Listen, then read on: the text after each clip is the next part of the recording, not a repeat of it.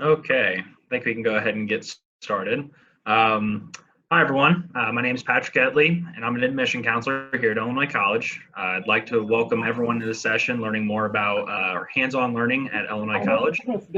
This is one of our virtual visit sessions, and we're pleased that you're able to join us today. We do understand that it's difficult to visit campus right now, so we thought that we'd bring you some opportunities to connect with Illinois College staff and faculty throughout the week. Before I introduce our presenter, I do just want to point out that we are recording this session, and we hope to put this on our website after this is over. So for those of you that are unable to join us while we're live, we'll still be able to view this content. I'll also ask everyone to go ahead and mute their microphones so that we can try and save the audio quality for everyone else within this video. We'll be making use of the chat feature down at the bottom as well. So if you think of any questions during the presentation, go ahead and put them down there, and also for when the presentation is over. So typically what's going to be happening is we'll have about 10 minutes or so of this presentation, and then afterwards we'll open it up for questions. So at this time, I'd like to introduce Susie Drake, Director of Career Counseling and Internship Development at Illinois College. She's going to take some time to explain to us her area today. So Susie, I will go ahead and let you get started. Thank you very much, Patrick. I really appreciate it. And welcome to everyone who is viewing. I'm very excited to have the chance to talk with you. Hated that we didn't get to see students who might have been here for campus visits, but hopefully this will help you get to know more about what we do here in our office. My role here at Illinois College is I work in the Office of Career Readiness and Experiential Learning, which we often call CREL for short, because that's such a long phrase to say. I've been at Illinois College a long time. I'm actually in my 25th year working with students, and I'm very excited that in this role, my job primarily is almost 100% of the time I'm meeting with students one-on-one, or I'm in classrooms, or we're doing workshop type programs. We go into the residence halls in the evenings. So basically we really try to meet students where you are on what you need related to career development. So some of the things that we concentrate on would be, we use the phrase graduate ready a lot, and that's really what we see as our number one goal, is to assist students to graduate ready. So just a little bit about me, and my co-presenter today is one of our students, Sally Hickson, and she's going to tell you a lot later on in our talk, but I thought I would let her introduce herself real quick to you right now. So Sally. Okay, hi everyone. Like Susie said, I'm Sally Hickson. I'm a senior this year at Illinois College. This is my 4th and final year. So some things about me. I major in business administration, and I triple minor. So my minors, I have a sociology minor, a fine arts administration minor, and a theater minor. Some other things I'm involved on campus real quick is that I'm a hall director here on campus. I'm also on the tennis team. I'm a student ambassador, and I'm on the student senate, and I'm part of Gamma Delta Literary Society. It's a little bit about me. All right, we're going to hear more from Sally in just a few minutes, but I'm going to share my screen real quick because I wanted to be able to go over some different pieces of information with you. And there we go. Okay, so we will go to this.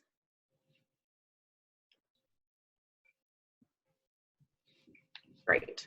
Okay, so you can see great view of our campus here, bird's eye view, and you'll see that we are the Office of Career Readiness and Experiential Learning. And right there's that phrase, graduate ready. That's what we really see our goal as. This is the team in CREL. So upper left, we have Sarah Keisner, who is a career coach, works primarily with first-year students and sophomores. So your first year here at Illinois College, Sarah will be a face that you will probably get to know a lot. I'm in the middle there. On the right is Ryan Flynn, who is our Director of Community Engaged Learning, looking at my notes to make sure I say all the titles right. And Ryan is a 2015 grad of Illinois College, and I'll talk a little more about what he does in a minute. Lower left is Kelly Poole. She's our Executive Director of Career Readiness and Experiential Learning.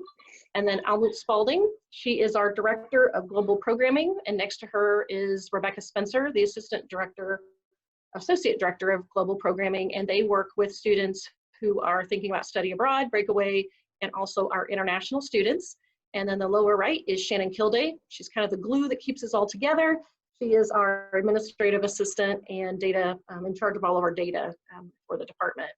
So thinking about experiential learning, the first thing I thought of was you might not even know what we mean by experiential learning. So here are the four main components of what we look at Illinois College regarding experiential learning. And kind of how I sum up experiential learning is it's basically putting your learning to life. It's taking it out of the classroom and putting it to work, doing something, usually with an outside entity, not just here at Illinois College. So the community engaged learning, a lot of that is what you might think of community service, but it's the added component of really putting the learning with it as well. So service learning, engaging with the community. There's a lot of classes that do research for a community agency, things like that. This particular photo is from earlier in March when our students were on spring break, and this group went to Milwaukee and they learned about a lot of different kinds of community agencies and some different aspects in the Milwaukee area, and they completely focused on the community engagement as part of that. So Ryan and a professor led that trip. And then over on the top right, we have student faculty research. We have a lot of students who do research in various ways at Illinois College. Chemistry, biology, history, a lot of different departments do it. You'll see a lot of it in the science department, of course. So this is an example there of a student doing research in the chemistry department last summer. Students engage in research directly with a professor. So the professors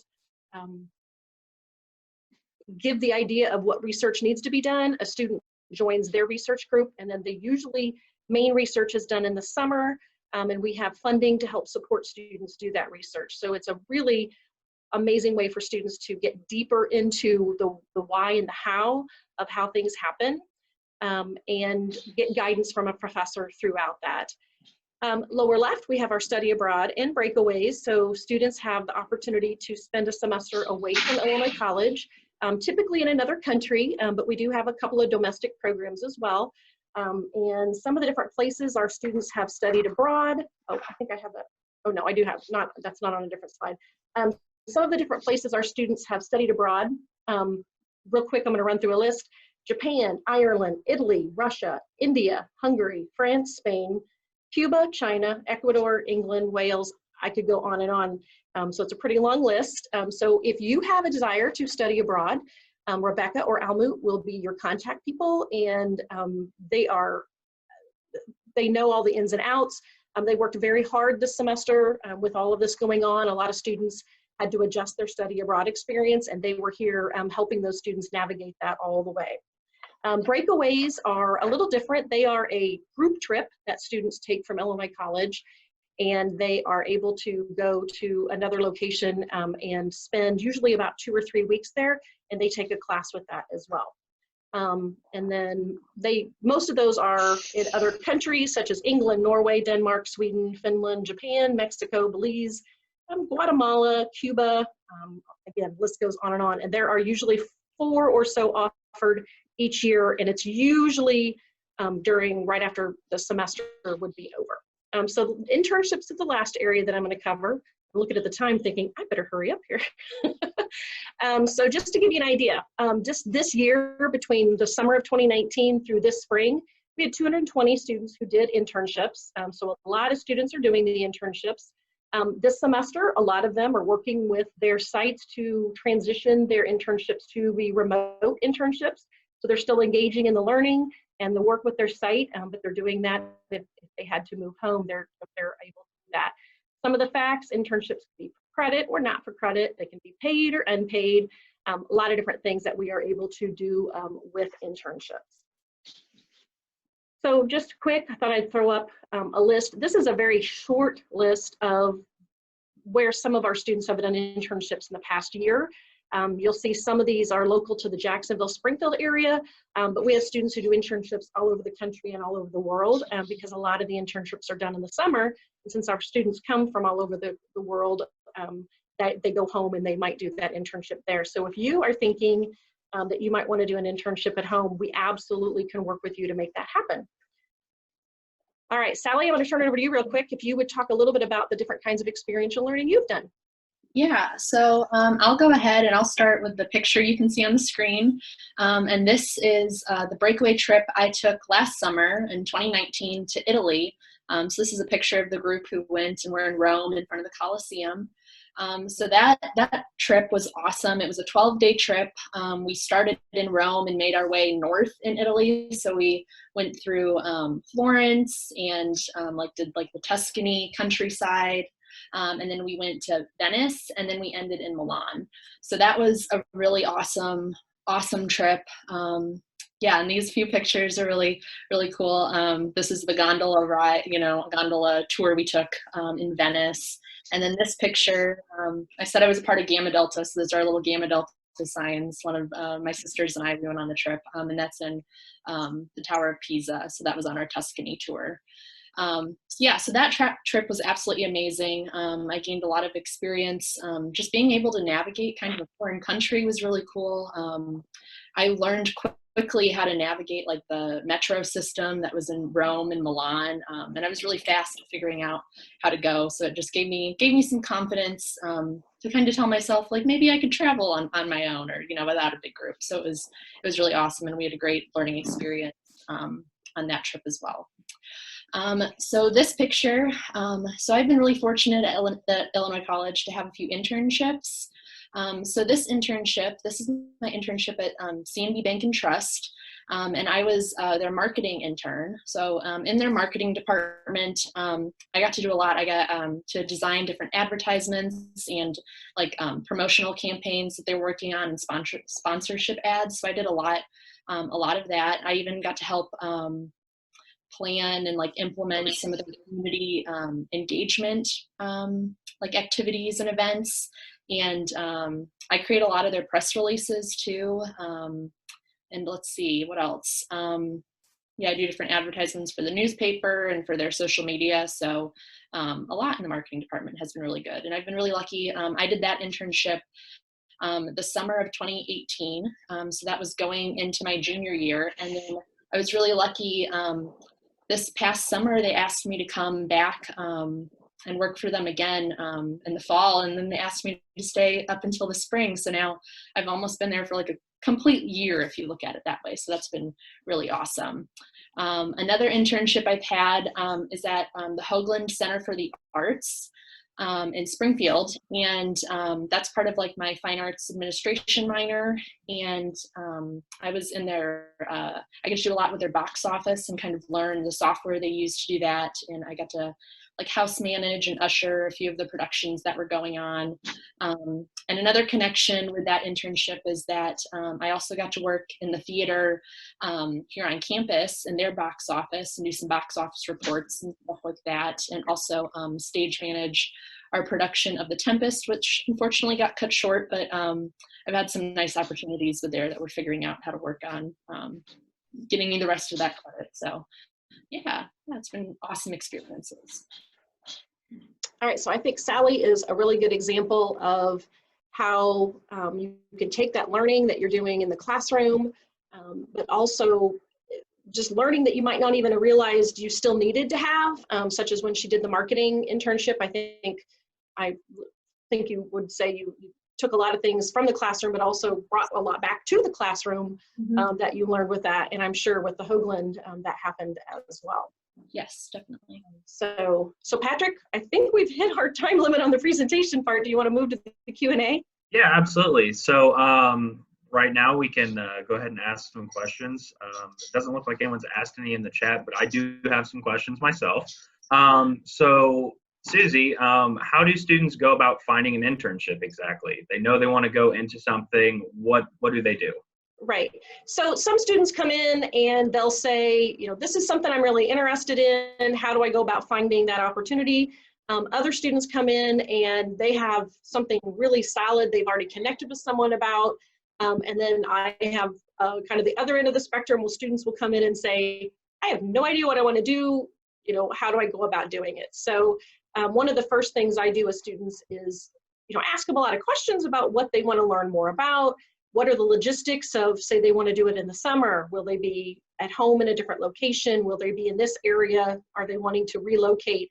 Such as we're working on a summer internship for one of our students right now that's going to take place near Denver, Colorado. And she is from near Jacksonville. So it's going to be a completely different location for her to be in because of the opportunity. So then we brainstorm, we start looking at their network, what kind of connections do they have, where they want to be, what kind of a network do we have, but it really comes down to figuring out what does that student really want experience doing, and what do they want to learn more about, and then we kind of move from there individually.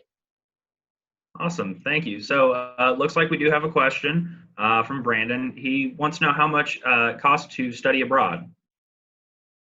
So we have the study abroad program is part of your semester through Illinois College. So it's basically like your financial aid is used for the study abroad. So for a lot of students, it's not much more to study abroad than it would be to be right here on campus, because all the tuition goes, it's all partner programs that work through the college. You will have added expenses. If you are here at Illinois College, you're not going to have the cost of a airfare, say, to Greece.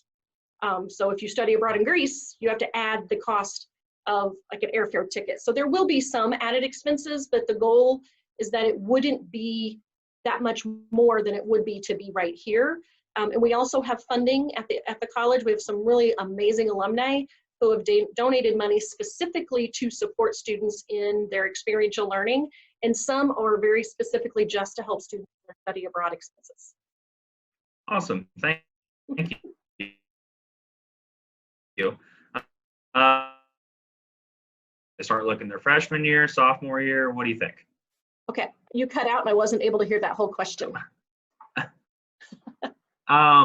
When should a student look to getting an internship?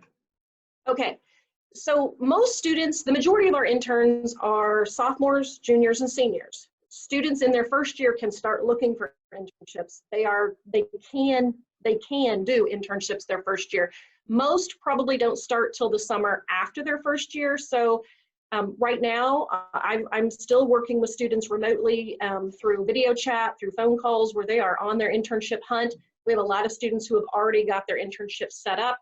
We're just hoping everything works out, that they'll be able to do them this summer. I had, I think, two first-year students who did an internship this spring, one on campus and one locally.